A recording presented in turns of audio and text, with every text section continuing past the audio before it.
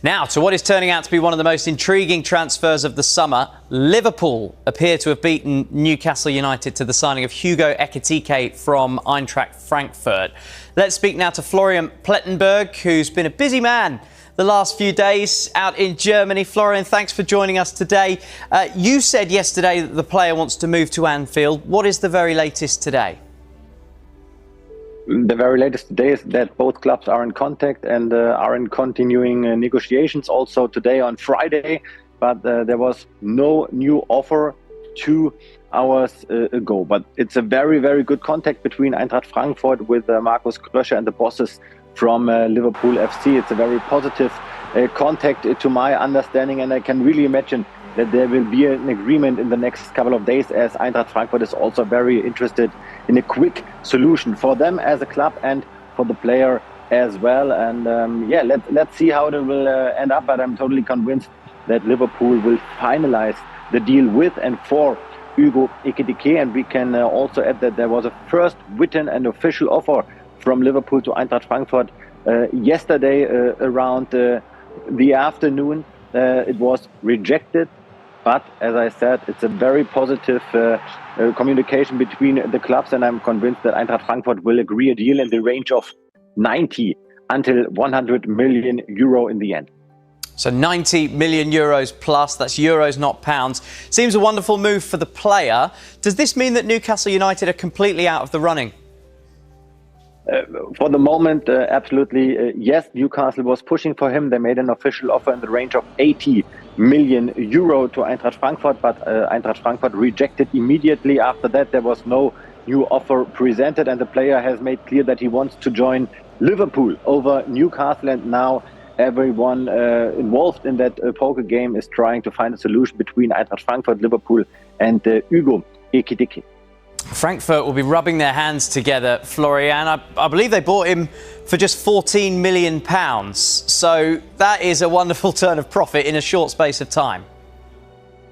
Absolutely, but he has had a very, very strong development. He's a very young and talented, physically very strong striker, a French striker with a bright future ahead. I'm totally convinced about that. He would also, to my opinion, a candidate for FC Bayern, but he's not feasible at the moment. And maybe it could be too early to make the step right now in the Premier League to Liverpool FC, because I would love to see him playing with Eintracht Frankfurt in the Champions League next season. But he has a lot of power, a lot of courage, and let's see how he will develop. But first of all, the clubs have to find an agreement. But nevertheless, a fascinating striker, one of the best strikers in the German Bundesliga. And one more big transfer from Markus Krösche, the boss from Eintracht Frankfurt, and now one more big deal from Eintracht Frankfurt in the Premier League ahead. Yeah, the line got a little bit shaky there, Florian, but you're back with us, so we'll continue here. You've also got some developments on Bayern Munich's pursuit of Luis Diaz. What can you tell us about that one? Yeah, we cannot confirm that there is a breakthrough in negotiations between FC Bayern and FC Liverpool about Luis Diaz. I can only repeat what I have mentioned many times. To my clear understanding, he is a candidate for sale for Liverpool FC, and he has a price tag. And Bayern Munich is informed about that. They are in constant talks with FC Liverpool, with the management from Luis Diaz. They have had very positive talks with Diaz. And we have also the information that Bayern Munich has presented the idea to give him a contract at least until 2029. So the most important thing is right now the agreement between FC Bayern and FC Liverpool. There was a first official offer from around 67 million euro, and I'm totally convinced that Bayern will improve that offer very, very soon. There's also a concrete interest from FC Barcelona, but the problem is they can pay the money for Luis Diaz, but they cannot register him. And that is not very interesting for Diaz right now. So if Bayern can proceed in terms of talks and negotiations with Liverpool, I'm convinced that the deal for Diaz to FC Bayern can happen. And Diaz right now is the clear priority #1 target for the left wing. Welcome back to the Transfer Show. We're going to talk strikers now, quite a few in demand. We're going to start with Hugo Ekitike, Mark, to Liverpool. We thought maybe a few days ago we might be Ekitike to Newcastle. But how close is the move to Liverpool now? Yeah, not close at the moment. And this is one of the things you find, particularly Damesh will be able to agree with me on this one. Reporting about transfers now is becoming such a difficult job because there is so much noise on social media. And if you were to believe everything that's on social media, you'd think, oh, the deal to Newcastle was done and dusted. Oh, no, the deal to Liverpool's done and dusted. Hold your horses. Liverpool fans, calm down. It's progressing, but it's not happening at any pace. And Liverpool are comfortable with that at the moment. There are talks between Eintracht Frankfurt and Liverpool over the signing of Hugo Ekitike. Sky Sports News understands there's been no offer at this stage. We understand the package that's being discussed is around £75 million. Something that's really important to remember is Eintracht Frankfurt are really meticulous about the way they do business, particularly when it comes to selling players. They like a lot of things to be in place. They like to know that they're getting the value they want for the player, and they don't sell under any other circumstances. The key thing that Liverpool have on their side is that Hugo Ekitike wants to join them. He's made it quite clear privately that he would be absolutely open to joining the Premier League champions. He's excited about what they're doing there. You look at the players he'd play alongside, Florian Wirtz, which potentially could be a Premier League record. You've got Virgil van Dijk at the back and Mo Salah on the right-hand side. This is an exciting team to be a part of at the moment. So the fact that the player has ambitions to join them, should the two clubs get on the same page with regards to a potential deal. We did report yesterday on Sky Sports News that personal terms are not going to be a problem for the player. So therefore, again, we know that that step is progressing nicely. And one thing that is important to point out is that this potential purchase for Liverpool, regardless of the 200 odd million they've already spent, is not dependent on any players leaving the football club. So Liverpool are not in a position where they have to sell players to go and buy Ekitike. This works independently of any potential deal. The key thing that Arne Slot likes about the player, and he has been a target for Liverpool over the course of this summer, is his versatility.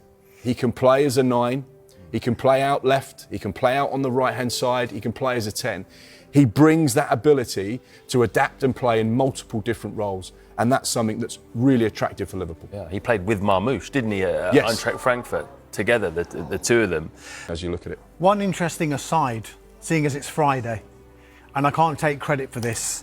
This is this man behind us here, Hugo Ekitike. This has come from our gaffer, Simon Cooper, the producer, in the gallery just now. Yeah, he'll enjoy the He name pointed tag. out earlier that Ekitike backwards is Oh my God, I can't think. Ekitike.